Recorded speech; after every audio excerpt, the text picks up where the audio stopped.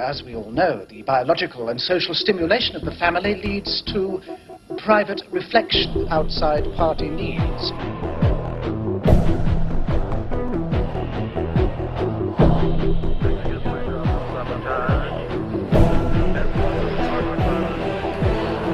You're a thought criminal.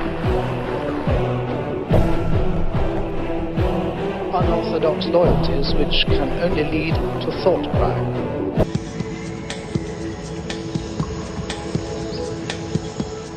Fresco's structures all derive from a simple form that fascinated him as a boy. When I was about 12 years old, I was looking at a gear on the table, and I saw the cities of the future.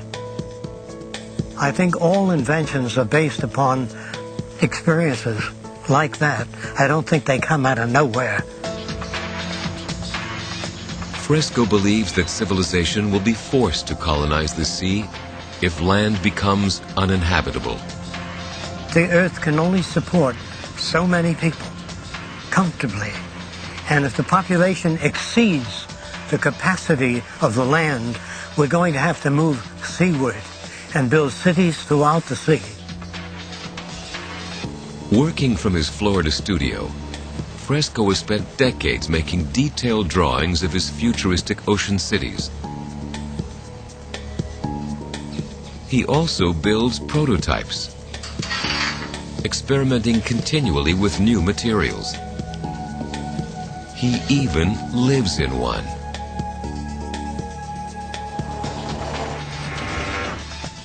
Fresco's even developed plans for transporting his structures out to sea. They'll be constructed out of modular sections, assembled on land by robots, and then towed to their final ocean destinations.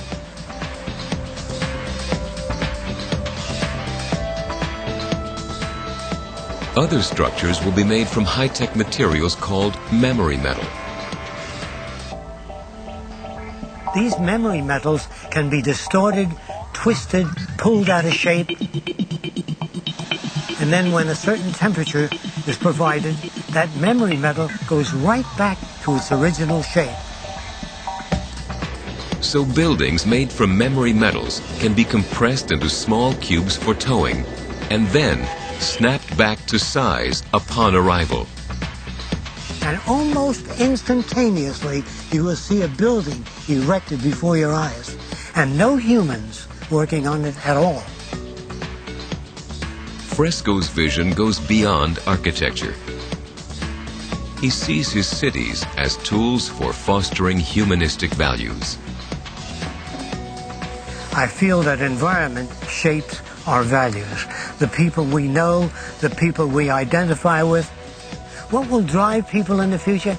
A world without war, without hatred, without bigotry, without prejudice.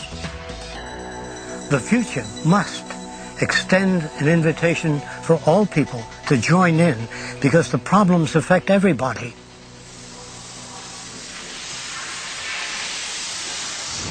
Peter Joseph is a filmmaker and also the founder of the Zeitgeist movement. Hey there, Peter. I'm, of course, simplifying here. It's not just get rid of money or currency. It's instead making this monetary-based economy, you make it a resource-based economy. Talk about what this actually means. Well, actually, you're half right. A resource-based economy explicitly does want to remove the actual mechanics of exchange and the market system itself, as radical as that may seem to most. You have to understand, first of all, that the problems we're seeing in the world is not the result of some bad policy or some legislation or some inflationary cycle, boom and bust phenomenon that we're typically taught in traditional economics. The very foundation of the economic structure is intrinsically flawed. We create money out of debt. We charge interest on it, which doesn't exist. We create the principal, but yet the principal plus the interest is always outstanding. People, it's a game of musical chairs, to put into a singular phrase. Everyone systematically suffers through this system, and it's offset.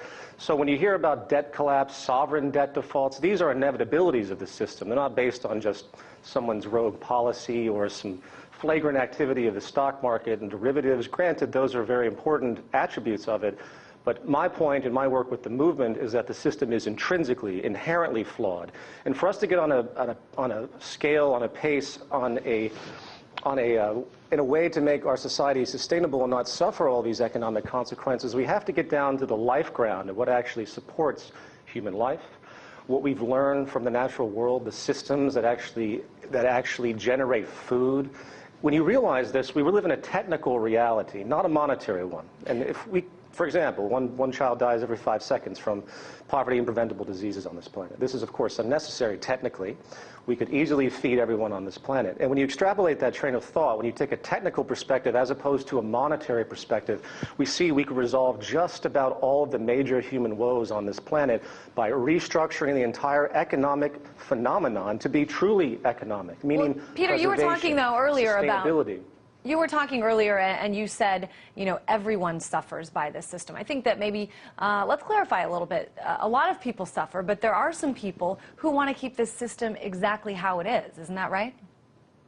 Yeah, I'd say the upper 1% certainly has a prime interest, has a very easy way to justify the fruits that they've claimed. We have 1% of the world's population owning 40% of the planet's wealth.